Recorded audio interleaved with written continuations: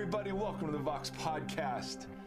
Mike, Tim, and Bonnie here, and 2 out of the 3 of us have their hair up, and I will let you decide which 2 that is, but I feel very much marginalized. 3 guesses, but the first 2 don't count. So anyway, we're delighted to be with you today. Tim, you've got a little something for us here to kick us off. Yeah, just a little micro community update. Well over 100 of you guys have made inquiries into wanting to be a part of micro communities, and we have about 2 or 3 areas that actually have enough people to start, and we've emailed the folks who want to host those, and that is the Dallas, Plano. Is it Plano? Yeah, Plano, Texas. Yep. And they are already scheduling their first. So we thought we'd get you guys started now, and you could do virtual Zoom meetings like we do everything on Zoom these days. So just to kind of meet each other and start building community in a different way that could spill over once the world resets. So Dallas, Plano area is starting. Phoenix, Arizona, we have enough for. I emailed out to the hosts, so hopefully we'll be getting those organized soon. If you're in either of those areas and have not inquired, send me an email at tim@voxpodcast.com, and I will get you to those hosts. And the other idea we had is that if you guys are, there's so many people, but you guys are all in isolated areas that aren't quite near other folks, but we thought maybe we might set up just random groups of people to meet over Zoom. So you could be from Alaska, Tennessee, Arizona, or whatever. And then we'll just kind of plug you guys together in a group, and you guys can start meeting and building a virtual community. So if you're interested in that, that's something. We started a Vox micro community closed Facebook group. Closed only just to keep it organized, but we'll let whoever in that wants to join a micro community, and then we'll start facilitating and putting people together in there. All right, I think that's it for that. Yep. So and Columbus, we're going to schedule our first Zoom meeting for Columbus here in the next couple of weeks as well. When you said, I hit my head yesterday, and when you said this true story. This is a true story. And right now, when you just said this closed group, I heard close. That's funny. And I thought, clothing is not optional. It's weird. It's necessary. Yes. So if anyone else heard that, you must be clothed. Did you see the police in, I think it was Maryland, had to remind people to put their pants on before they go check their mail? Oh my gosh. It's just that. Yeah. It's just where we are. It's just where we are. Where we are. I know, when Texas shut down and then the governor was like, I passed a law that you can take out any adult beverage from any takeout. This person was like, it just feels like there isn't any rules anymore. Like anybody's doing anything. That's right.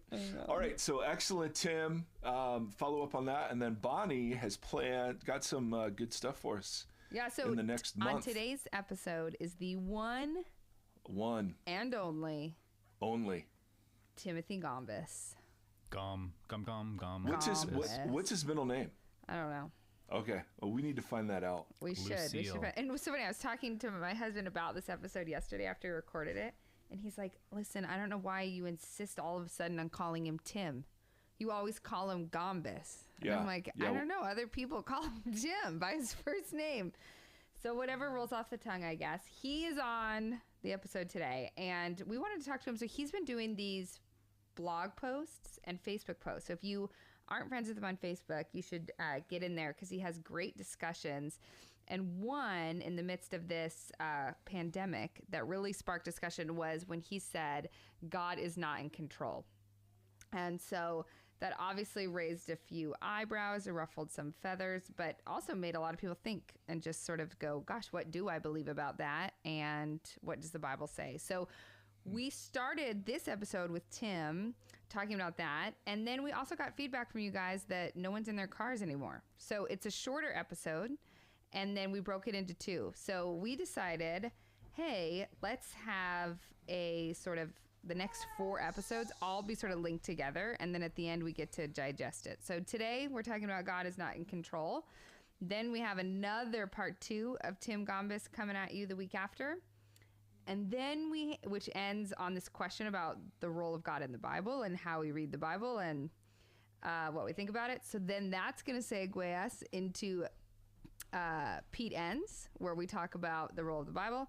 And then all three of us are going to do an outro on all of those topics. So that's a lot to follow. But today, part one, Tim Gombis. And we think there's so much that's juicy. Yeah. And so many questions that'll come in.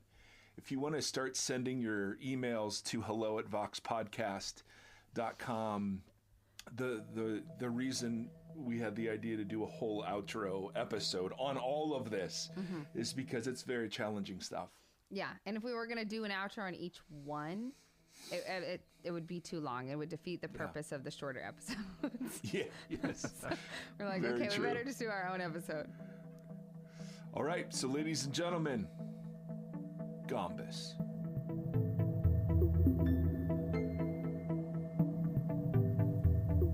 All right, guys, this is it. This is the big one.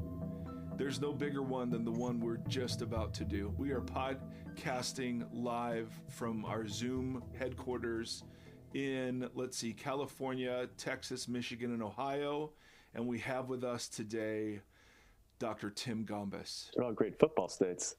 All great football states. Well, I was gonna say the Ohio that. one is kind of better than the rest of them. I'm just going to throw that out there. But Historically, that's all. I mean, it's just data, guys. We'll just let the science lead us, okay?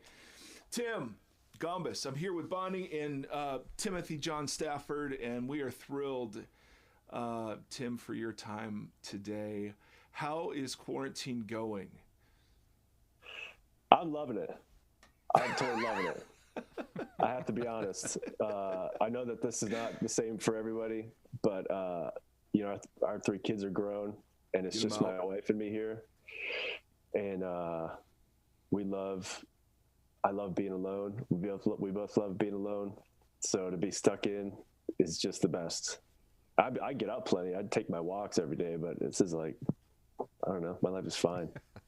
What's the longest you have gone in quarantine without changing clothes?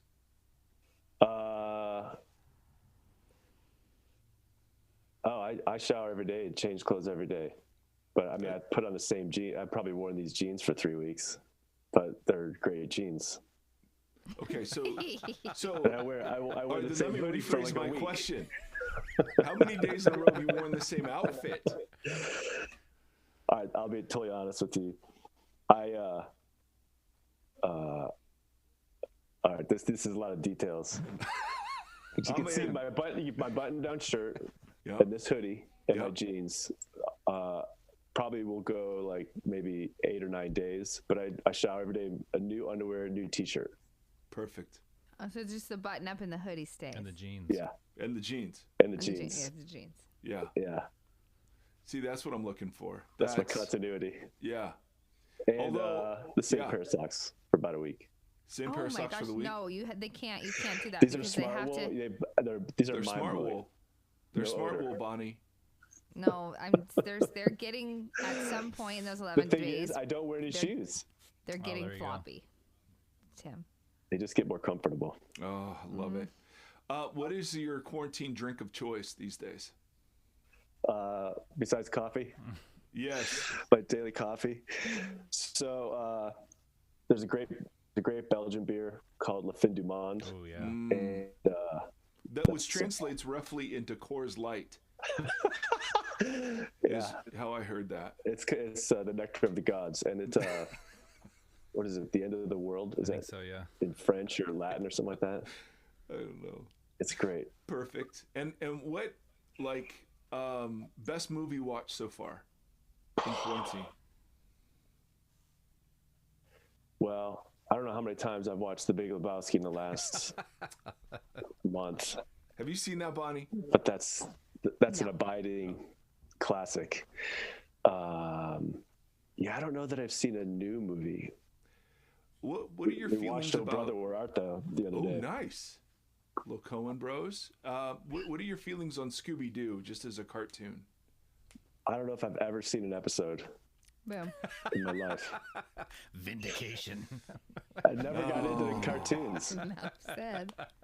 Exactly. That's because they're for kids.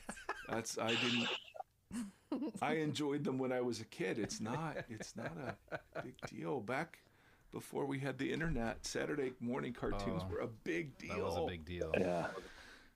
They'll never know how rough we had it. Never got it. We could never watch TV on Saturday mornings. Yeah, I mean, I had a great upbringing, but Saturday mornings were piano practice, if you can imagine. Oh. Or in the summer, baseball practice, but Oof, not a cartoon were watcher. Exceptionally rough then for you. Those are tough years. Well, let me ask you this, and thank you again for joining us. Tim has been a regular on our show and a great friend to us individually, a best friend to Bonnie, but a great friend to the rest of us. And and so you've written a series of blog posts that have been posted on also your Facebook page that have prompted lots of discussion, and so we were excited to just get an opportunity to explore that topic with you. Cool.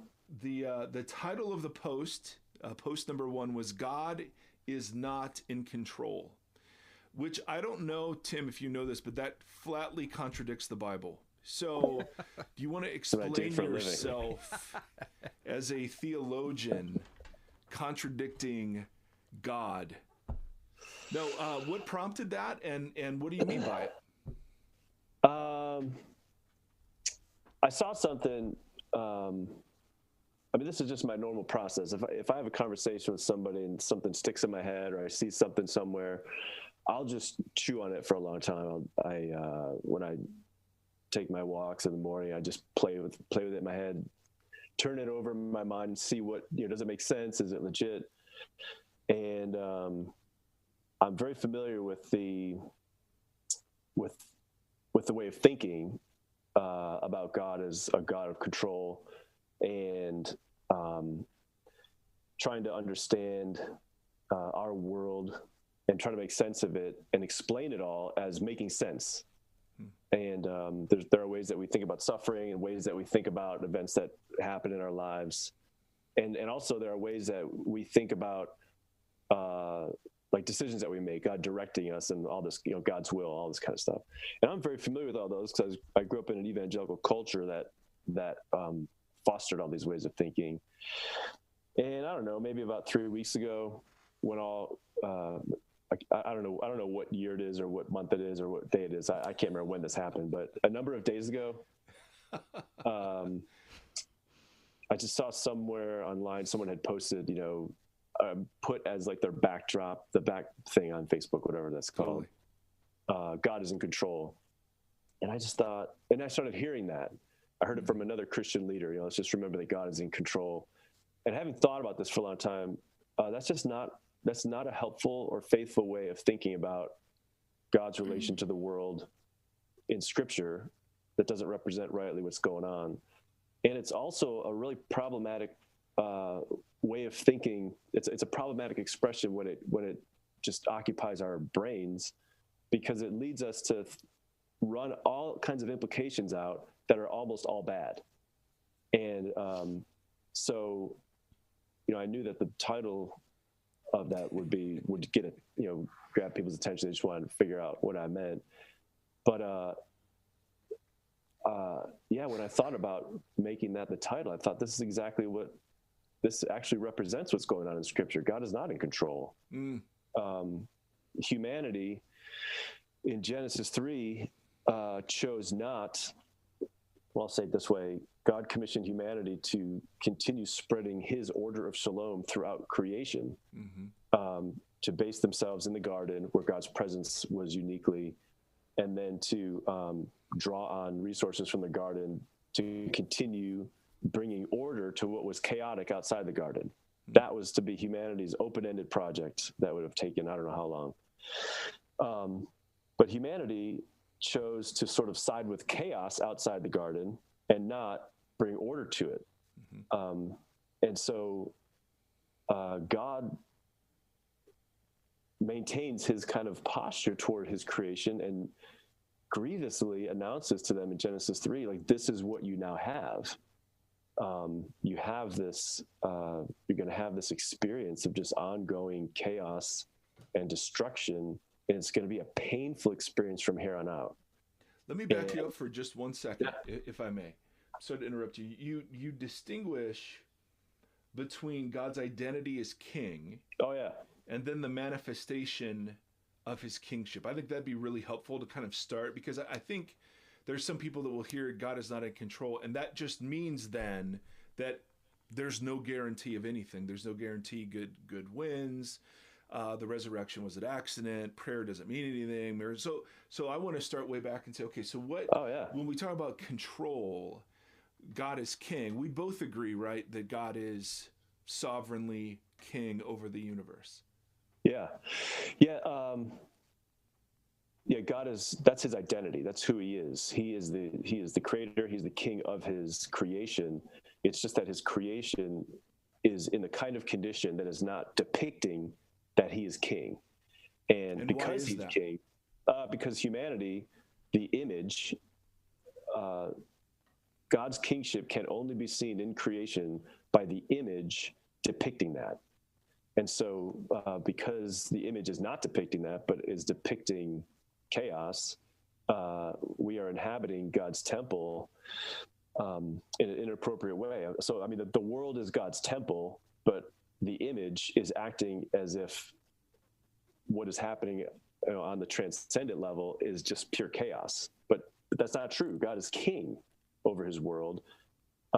It's just that his world is not being the world that God wanted the world to be. And because God is king, he is on his way to retake it. In fact, that's God's identity in Revelation. The one who is, the one who was and who is to come. And it's not that he is going to be in the future. That's not what's happening there. It's a Greek participle. He's the one who's coming.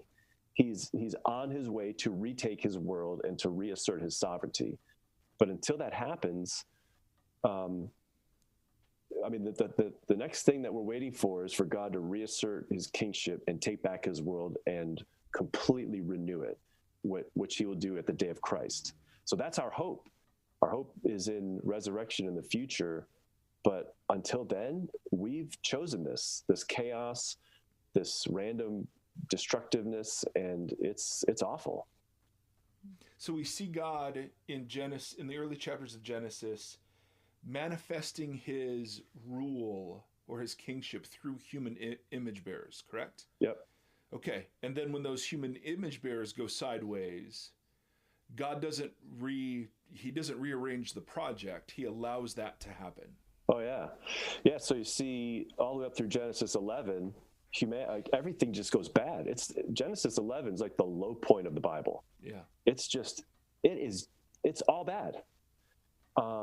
And then when God begins to intervene, he does so through a human, and he calls Abraham to start this long unfolding project of getting the thing back.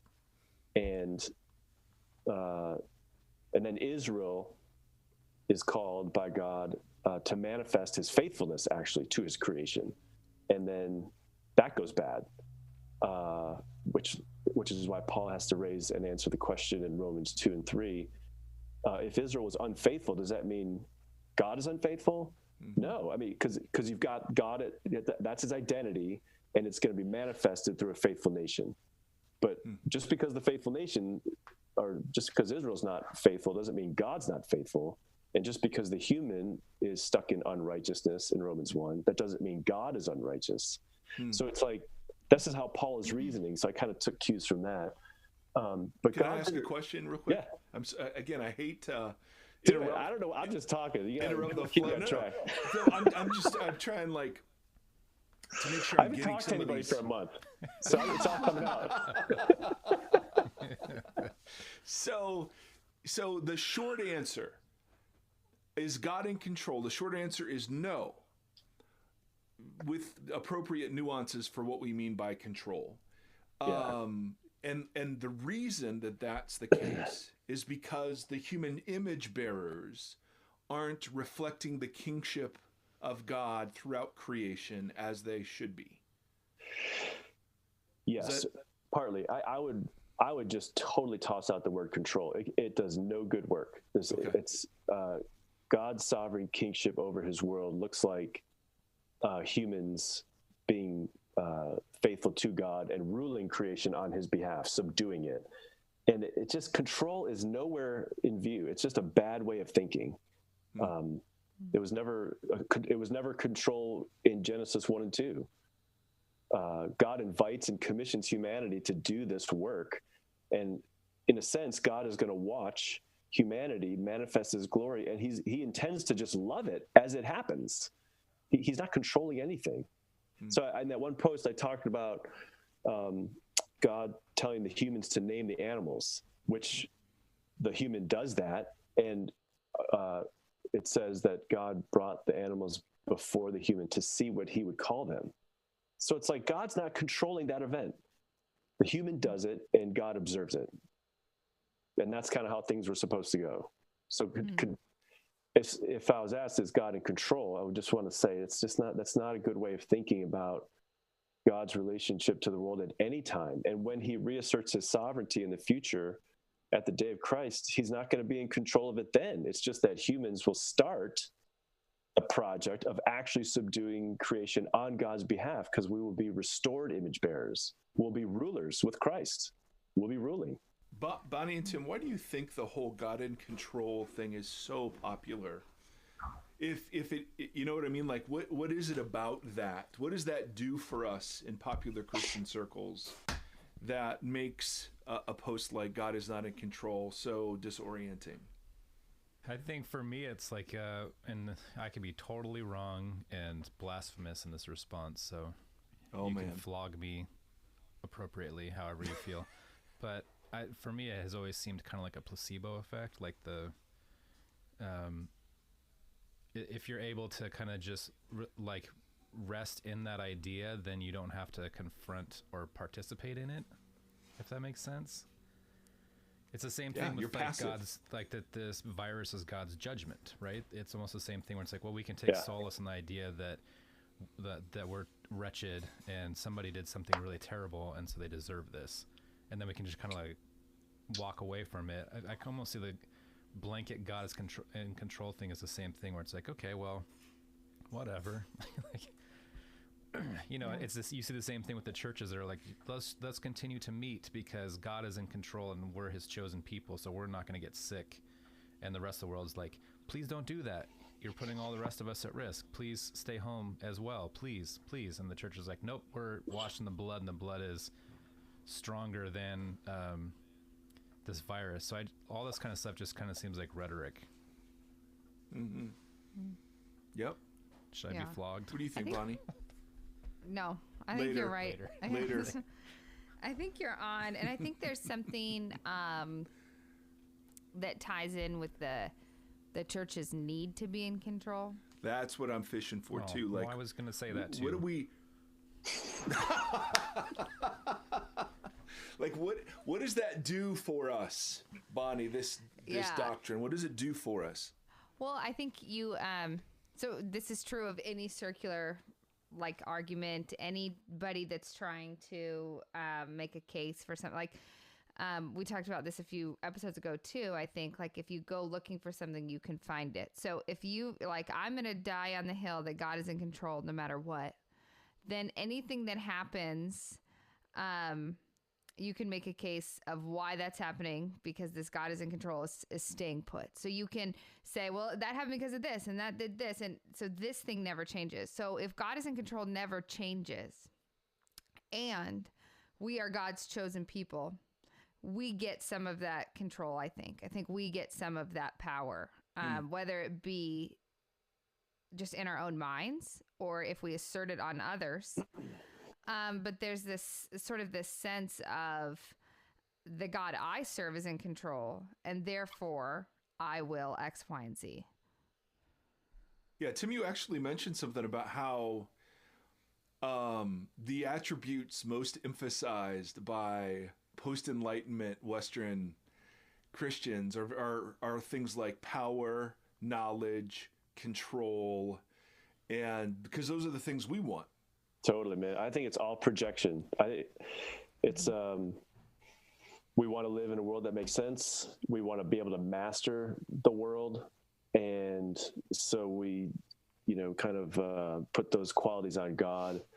I mean, we want to guarantee safety and security. We want to, kind of like what was already mentioned, we want to somehow make sense of all this kind of stuff. Mm-hmm. And it's hard to just say, none of this makes sense. This is out of control.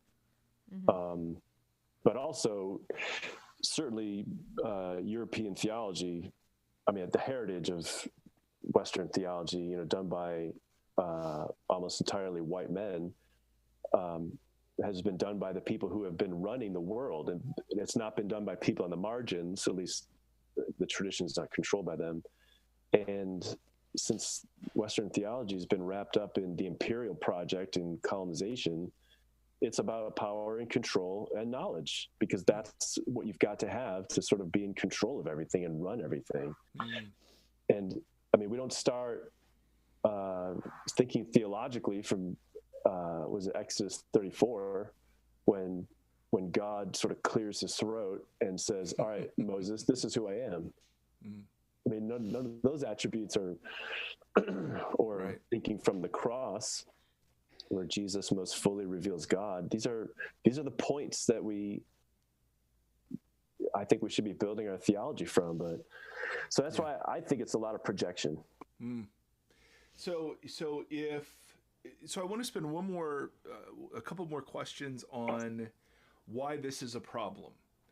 One of the things you argue is that it limits and it affects our Christian imagination in several different ways.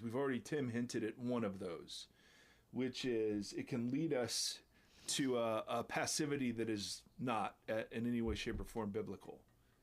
Totally. What were a couple of other things, if you remember, that affect our imaginations thinking of God this way?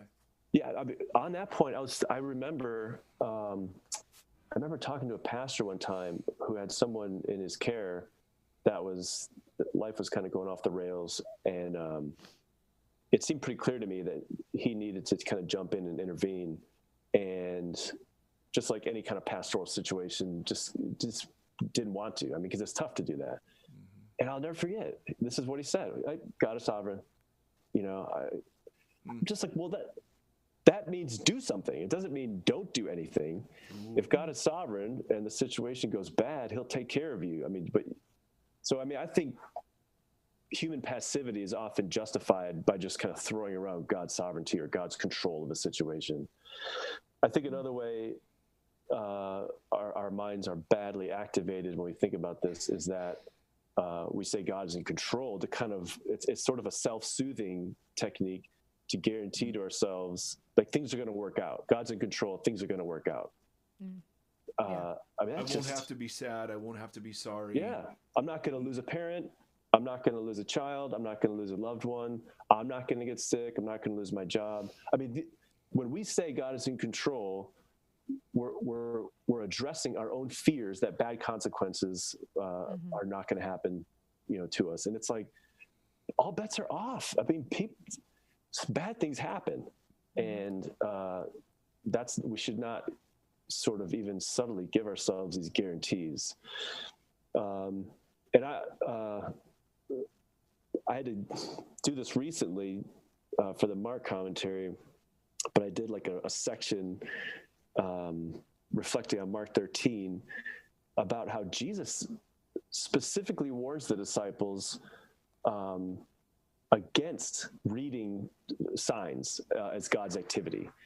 And I researched a bunch of times where people like Jerry Falwell, the senior, and I think Franklin Graham and a few others, and this has happened again recently, have interpreted, hurricanes or natural disasters as signs of God's judgment. Yeah, Piper was a and then have been called on it and have had to recant. And it's like, we never learn. But thinking that God is in control, I think, tempts us to look for a divine logic between why this area got hit bad, that area didn't. And, of course, we never end up on the bad side of that. But what's wrong with looking Our for side a is always divine kind of one. what's wrong with looking for a divine logic, right? Doesn't the Bible and some Old Testament passages clearly show divine logic between human misdeeds and then divine punishment? Yeah, it's important to say that because of God's covenant with Israel, He told them specifically, when you disobey, I'm going to send these disasters upon you. And so Israel is supposed to actually read those and think, all right, we haven't had rain for 3 years. Let's take a look at our idolatrous practices. Like, that's what they are supposed to do. But apart from Israel, we don't have that kind of arrangement with God. We are told by Jesus, you are going to suffer in this world. And in Mark, the experience of disciples is this. It's going to feel out of control. John the Baptist is, it's unfortunate because the English translation arrested is handed over in Greek. John the Baptist is handed over. He's out of his own control. Jesus is handed over, and he's out of his own control. And Jesus tells the disciples, you are going to be handed over. So the experience of being a disciple in this world is supposed to feel out of control. And we're going to be subject to chaotic events, just like John lost his life because of a stupid boast of a king, and a foolish promise to his wife's daughter. And John the Baptist got wrapped up in that power play. I mean, some idiot king gets drunk and you might lose your head. Like, that's what it feels like in this world if you're faithful to God. So, no, we don't read signs in this time. I mean, if anything, our reading of these things should be, this is what we get by our choice collectively as humanity to prefer chaos over God's order of shalom. This is what happens. This is reaping and sowing. Yeah. And Job and his friends all operate according to that divine logic of a perfectly ordered, reasonable universe that God oversees. And all these bad things happen to Job. And, Job's friends are like, well, we know the calculus. These things only happen to sinners. And so what'd you do? And he's like, honestly, I didn't do anything. It's like that the whole book unfolds that way. And then God comes in and is like, all of you are thinking wrongly about this. And there's no answer at the end of Job. It's just, all of this is way bigger than you think. So just shut up. I mean, that's it. And ultimately, I mean, God is portrayed in Job as so much infinitely bigger than chaos. But there's no answer of like he uses chaos or something like that. It's just like, God's bigger and there's more going on than you think. So just shut your mouth. So if control isn't the right way to describe God's relationship to the world, what's a better way? What do you propose instead?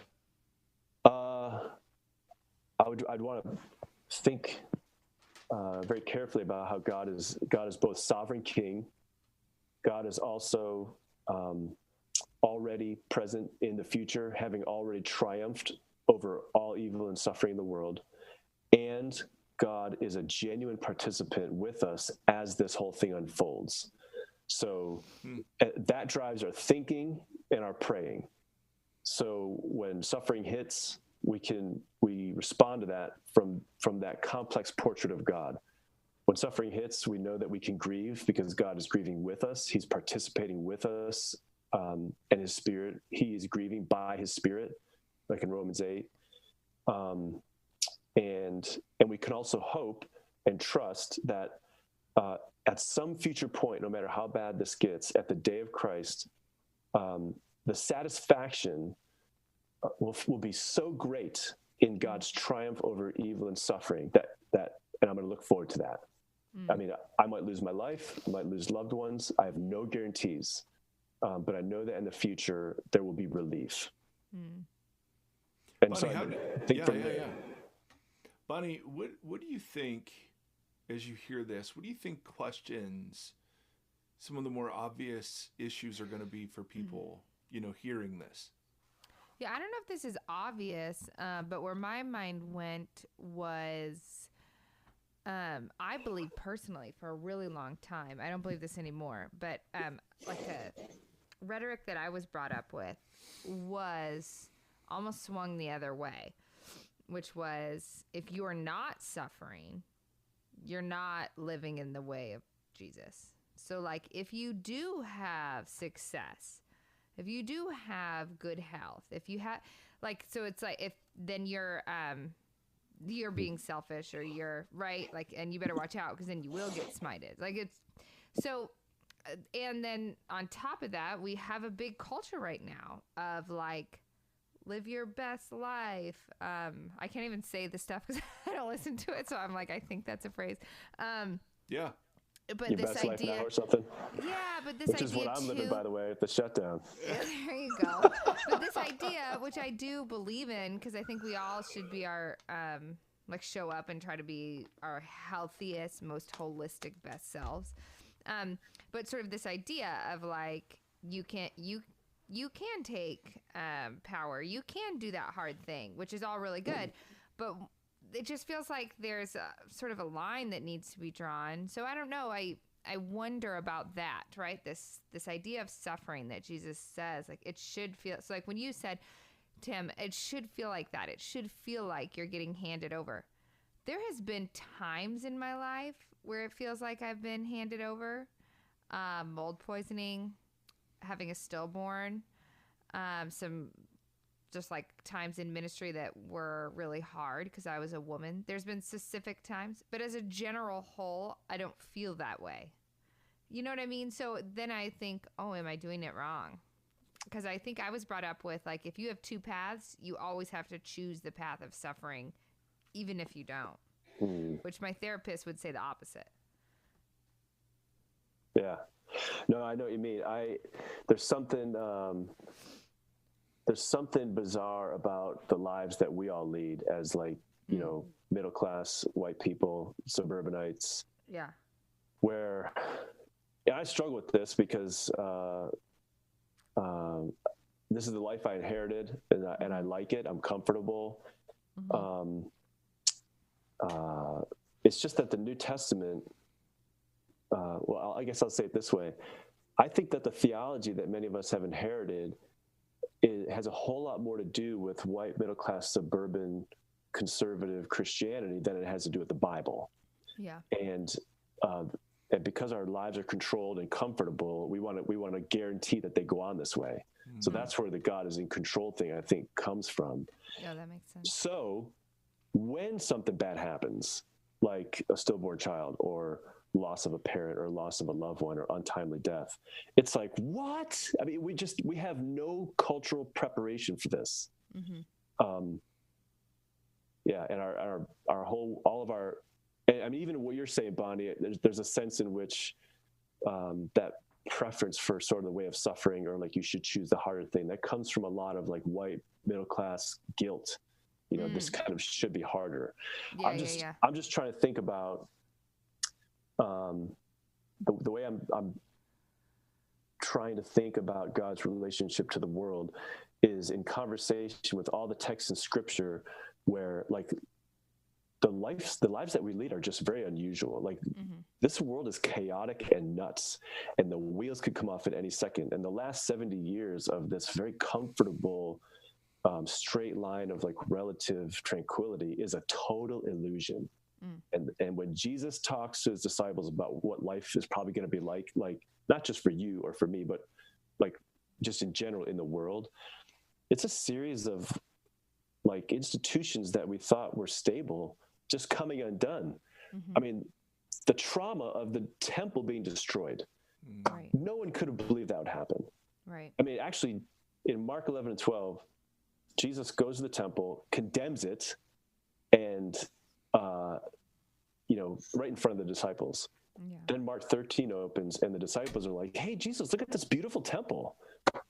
And he's like, "Guys, this whole thing is going to be destroyed, and you are going to be looking for guarantees that God is going to save it. But I'm telling you, it's going to be destroyed. God is just giving it up. It's an idolatrous pile of rocks." So anyway, that's just to say, my life is very comfortable, and I'm not prepared for everything that's coming. But as I read scripture, it's like the norm for this world, and most people in the world live this way, is unpredictable suffering, unpredictable pain that comes into our lives. And because we have so much comfort and stability, when a tragedy does hit, we just don't even know what to do. And we don't have resources. And many of our communities, we can't talk to anybody because people just want to tell us that everything's going to be fine. And we're like, no, this hurts. What the hell? Yeah.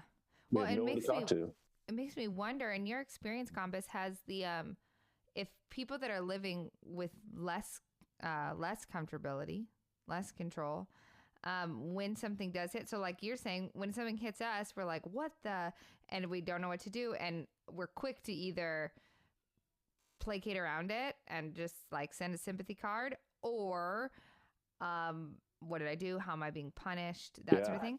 So if this idea of being out of control and that suffering sort of more woven in to a situation, I would be so interested to know if when it does strike, if it hits them differently. Are they asking the same questions about who God is and what something means or not? I would just be fascinated to know that, because they don't have their comfortability at stake. Their expectations are different. Mm-hmm. So it's not a crisis of faith. Yeah, it could be. I mean, it's interesting. Just being in conversation with a diverse body of ministry leaders here, because I teach. I mean, bad theology infects every community. Yeah. So I mean, people can interpret their theology. I don't know. Yeah. I'm not sure that any cultural location has better theology, but I think that people on the margins, people who have really suffered, have fewer illusions about life. Yeah. Do you know what I mean? Yeah, that's what I'm thinking. Yeah. That's a good way. I think especially the last couple of years, I've been reading as much as I can written by Black women, because I mean, they are the truth tellers about our culture, and they have few illusions about how things go. And it's refreshing, and it's helpful. Because I inherited loads of illusions, and I'm trying to dismantle them, so that I'm not, I don't buy into anything false, but also so that I can kind of drill down and tap into true sources of joy and receive my brothers and sisters in the big family of God for the gifts that they are. So I don't know. Our illusions are our enemies. The enemies are not out there; they're in here.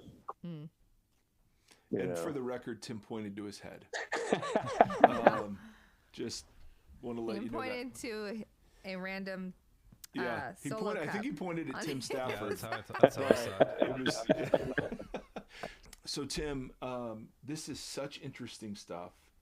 And I think I speak for all of us when I say, man, it raises a whole bunch of practical questions that we are eager to explore with you. So if you would just be with us for some more time and allow us to kind of explore the implications for what this means about prayer, about miracles, about stuff like that, I think it'd be really helpful for our audience. Does that sound good? Cool. Yeah, super. Fantastic.